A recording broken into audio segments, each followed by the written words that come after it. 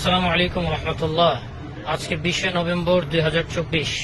আমরা এখন আছি রাইবেন মার্কাজে।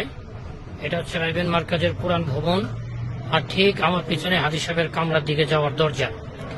এই জায়গাকেই বলা হয় সুরাই নিজামের আতুর ঘর। এখান থেকেই সুরাই নিজামের আওয়াজ সারা পৃথিবীতে পৌঁছে। কিন্তু আশ্চর্যের বিষয় হলো এই মার্কাজে দোনো পক্ষ একসাথে আমল করতেছে, কারোর মধ্যে কোনো বিভেদ নাই, কোন সুরা বা এমরত নিয়ে আলোচনা নাই।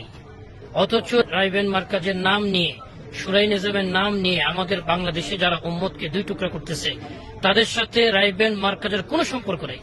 একটু আগে আমরা তারিক জামিল সাহেবের সাথে দেখা করে আসছি, আরো বড় বড় অনেক ওলামায়ে কেরামের সাথে সাক্ষাৎ করেছি, যা পত্রিকাতে নিউজ আসবে ইনশাল্লাহ, তাদের বিস্তারিত আলোচনা। কিন্তু কেউ এক পক্ষের কথা বলতেছেন না, উভয় দুই পক্ষের হেমায়েত করতেছেন, তাইদ করতেছেন। এই কথাই বলতেছেন যে যে যে পক্ষে থাকো কোনো সমস্যা নেই, কিন্তু অপর পক্ষকে তোমরা বাতিল বলবে না, গুমরা বলবে না, খারাপ বলবে না, তাদেরকে বাধা দিবে না। এই কথার উপরেই পুরা রাইবেন মার্কাজের সকল সাথী এবং মুরব্বী।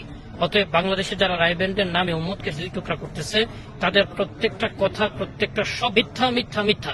আল্লাহ আমাদেরকে এই মিথ্যা থেকে এবং মিথ্যাবাদীদের থেকে হেফাজত করেন। আসসালামু আলাইকুম রহমতুল্লাহ।